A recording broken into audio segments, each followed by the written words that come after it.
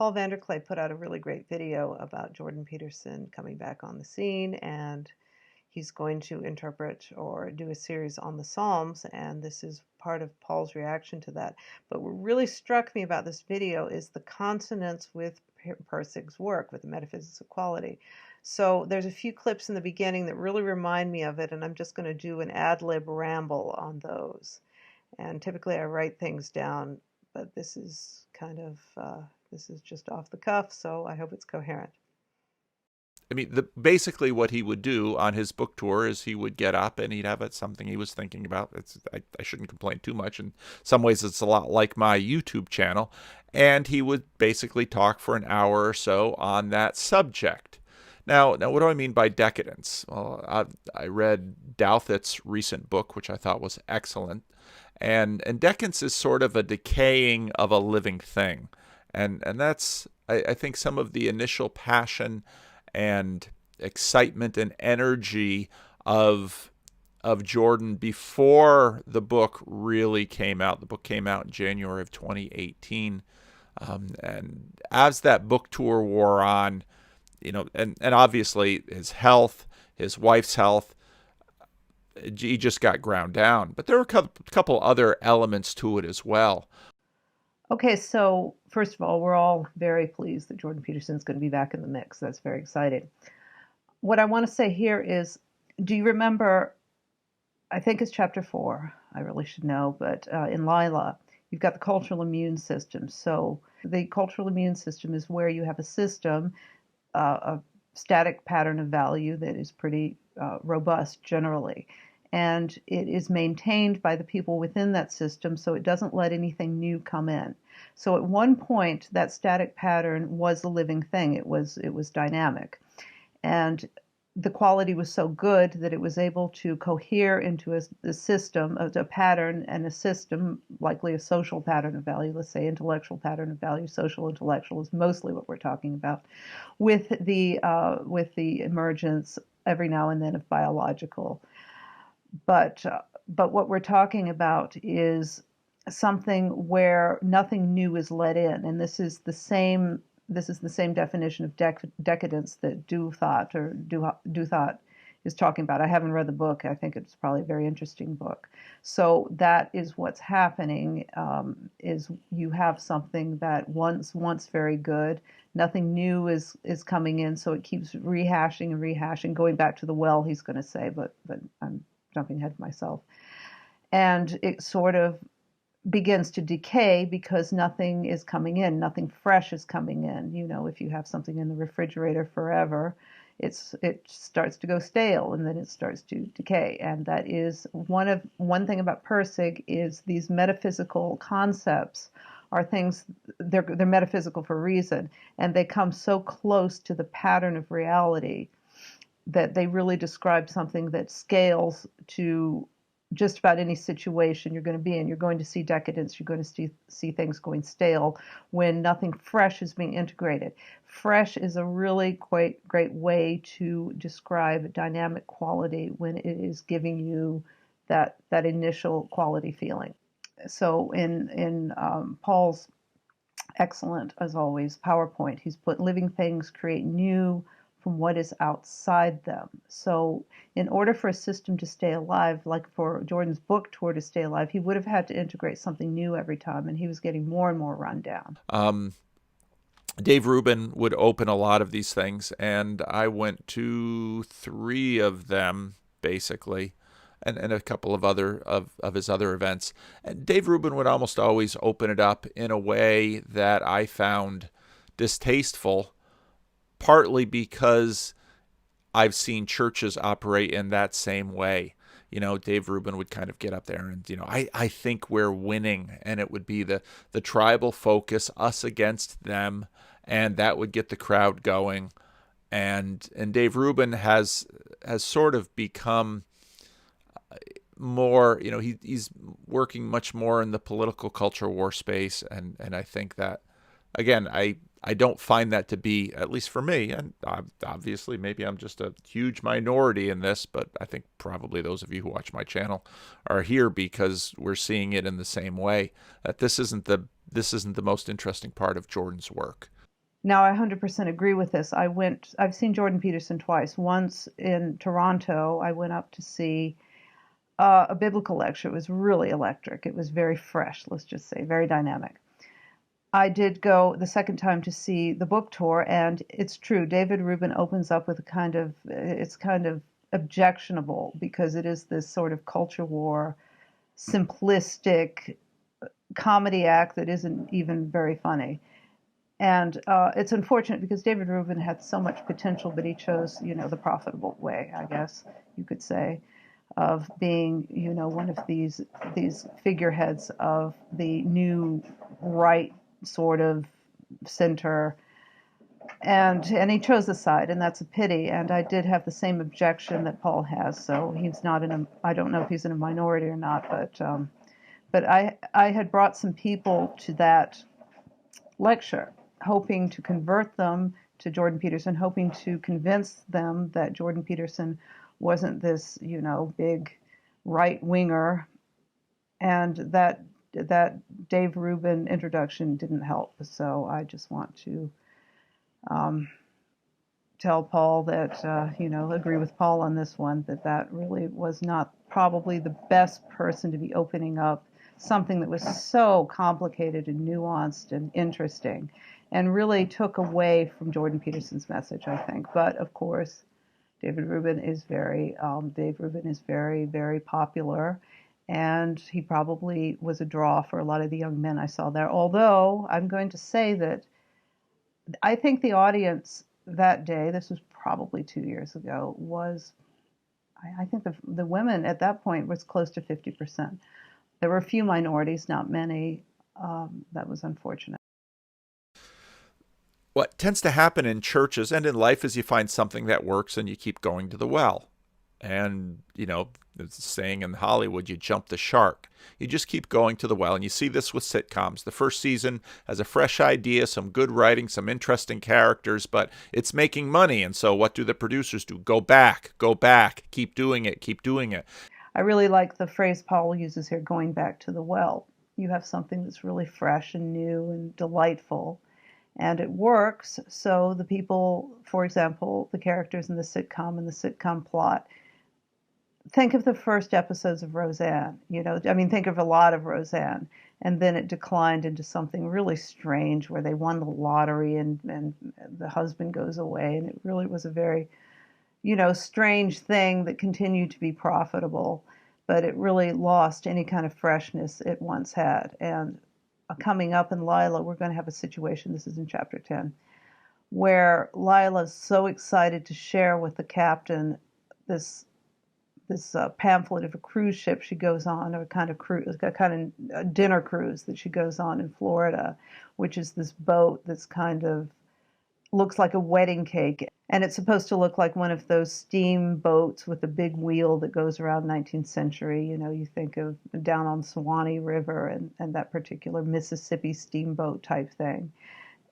None of these things, the smokestacks have no function. They're just sort of thrown on there top down to sort of emulate this very dynamic steamboat from the 19th century. And you have the singer on there, and she sings old standards and flirts with all the men.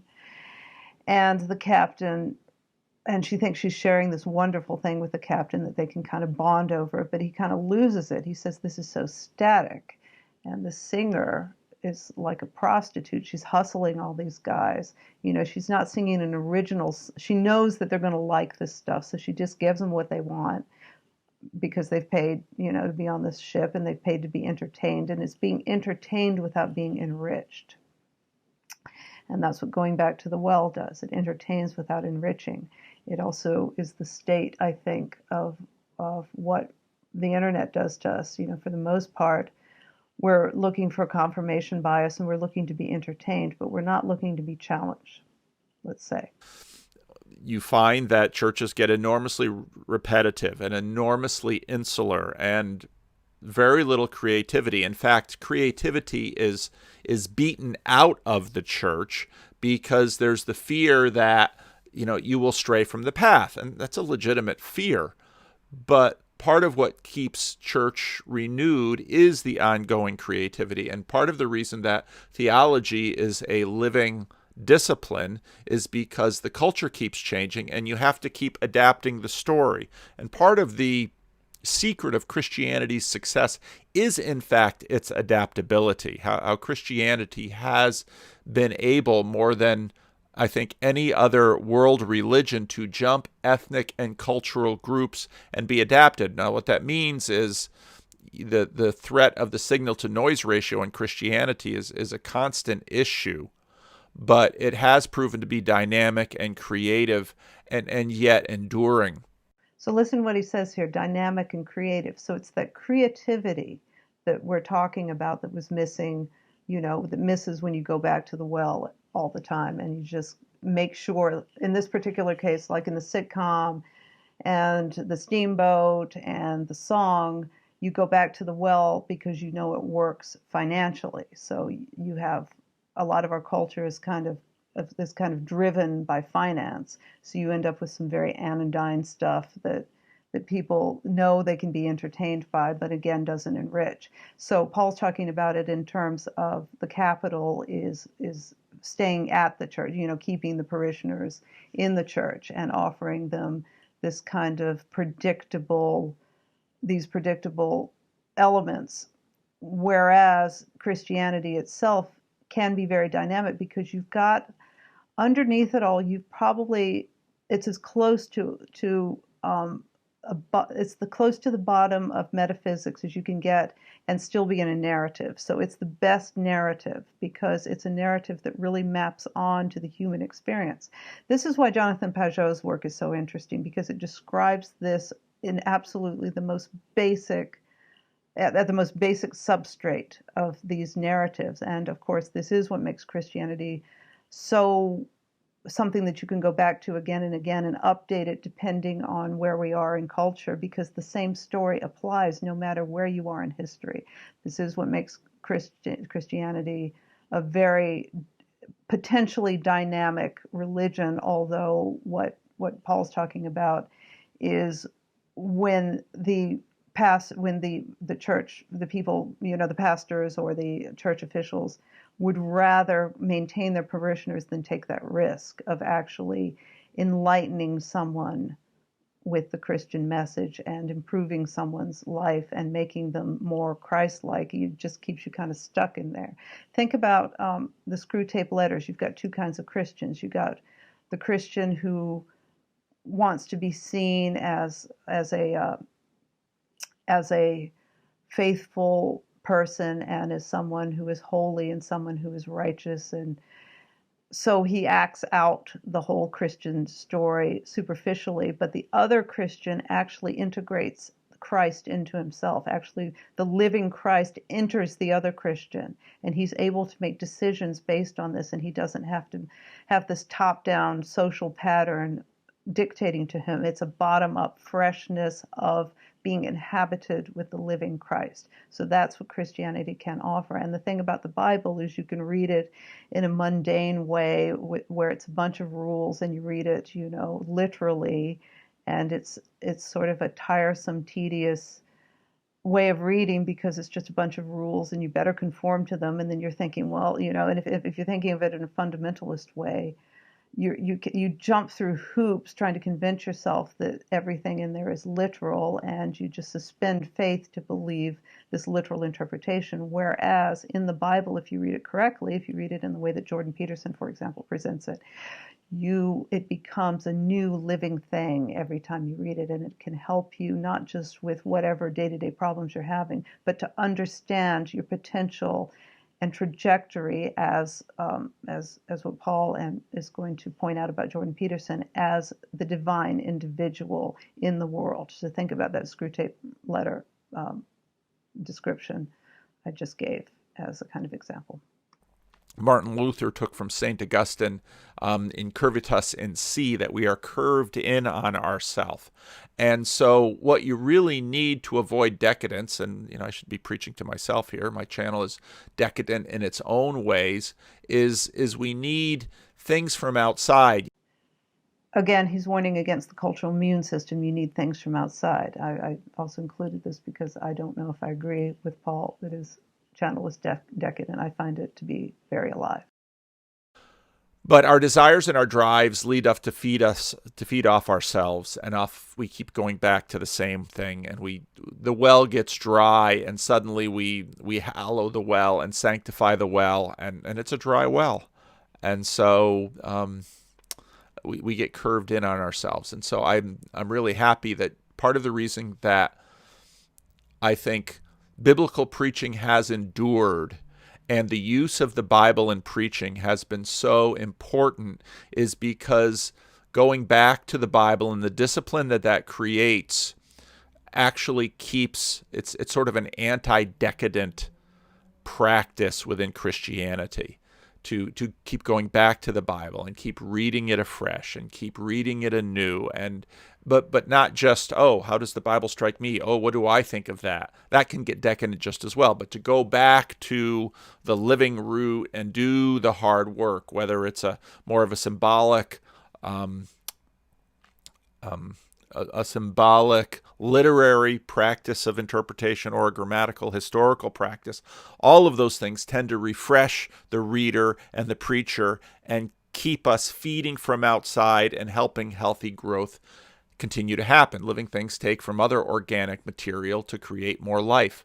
So the first thing Paul says here about going back to the, using the dry well. Remember in Nietzsche, he said, God is dead, but we still worship the shadow of the Buddha on the cave. So that's what he was talking about. He was talking about the dead religion that we still go back to out of habit because we need to.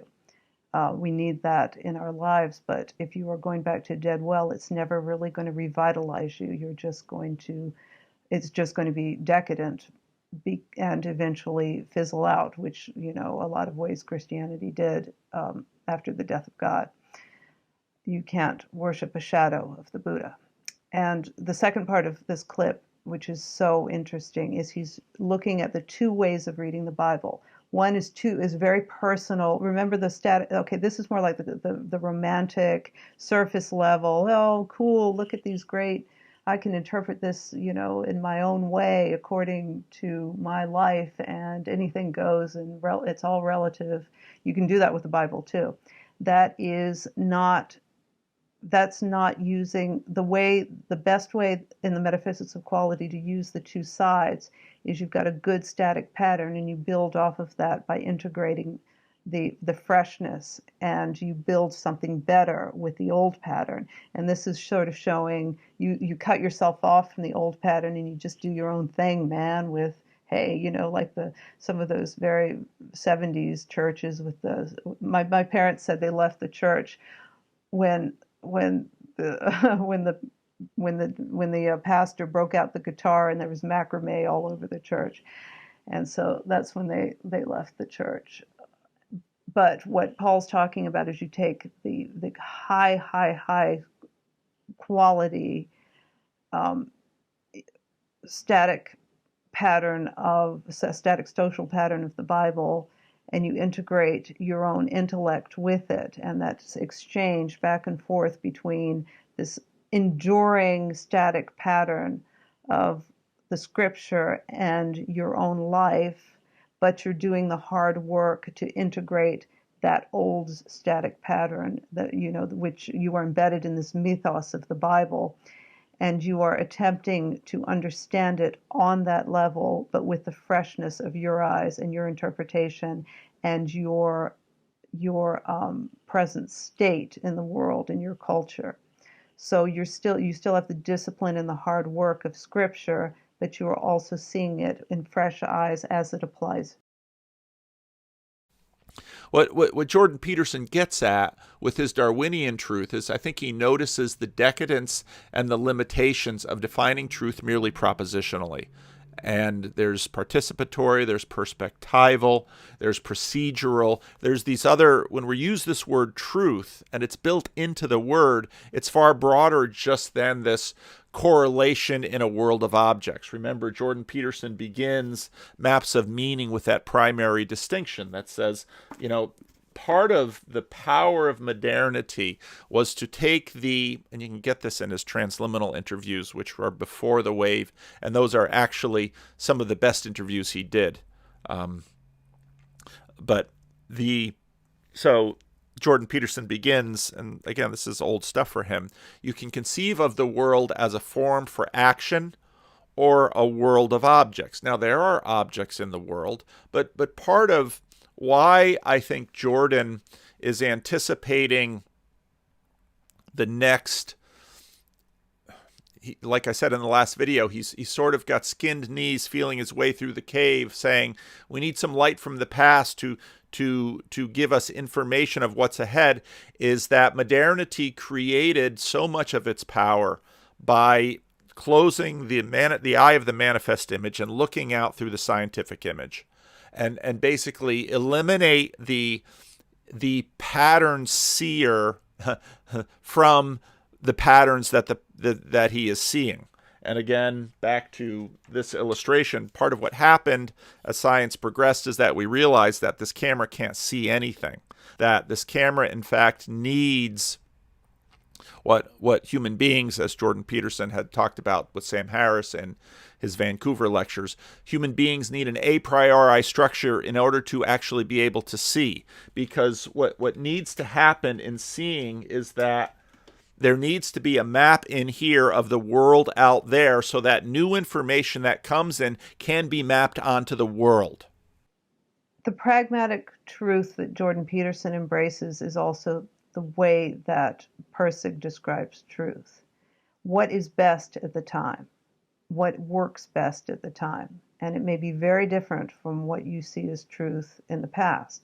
So this particular clip also describes the problem with subject-object metaphysics, the problem with materialism, exactly the same way that Pirsig describes it, which is if you're only looking at things through the scientific lens, if you're only using subject-object metaphysics, if you see logic and traditional reason, the Church of Reason, as the only way to operate in the world, then you're going to miss all this other stuff on the right side. You know, if you're only looking through, or I should actually say, if you're only looking through your right eye, you miss everything that your left eye can see. If you're talking about, you know, the McGilchrist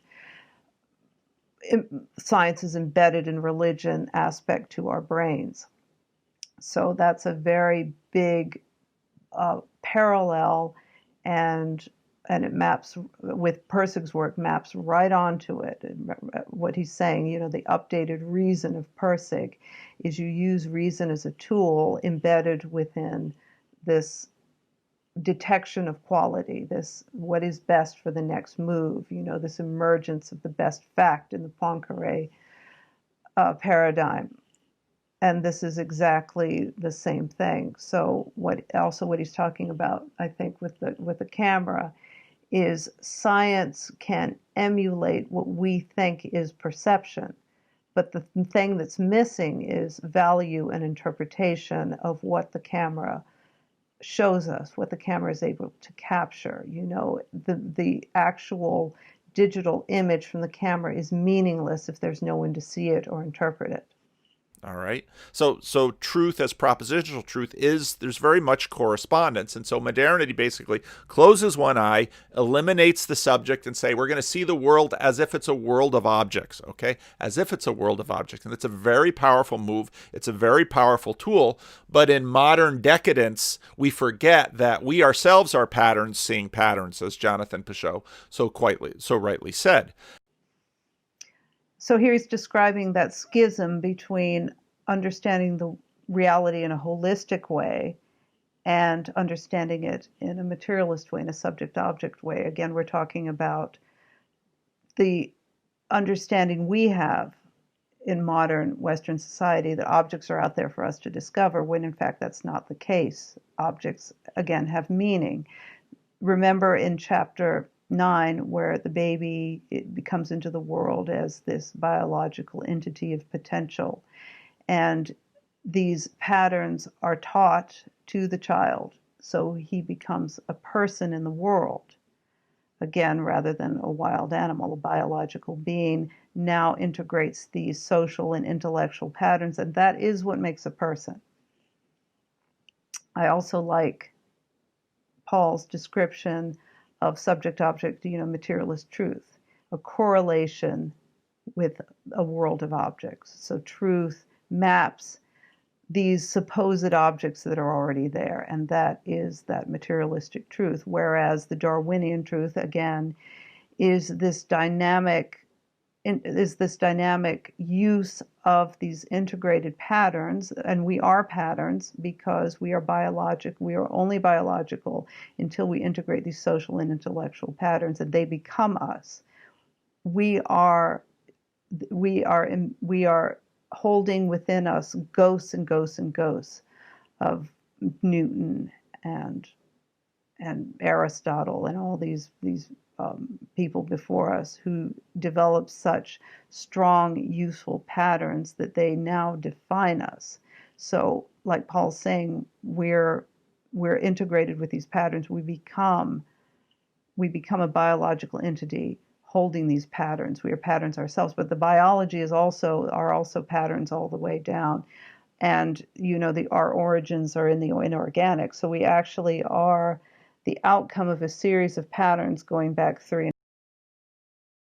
And so what Peterson, and there's actually, if you go through Vervaeke's Awakening from the Meaning Crisis, one of the more helpful videos that I thought in that series was Vervaeke and the relationship between relevance realization and Darwin. And I think in some ways that begins to get at what Jordan Peterson talks about with his Darwinian truth.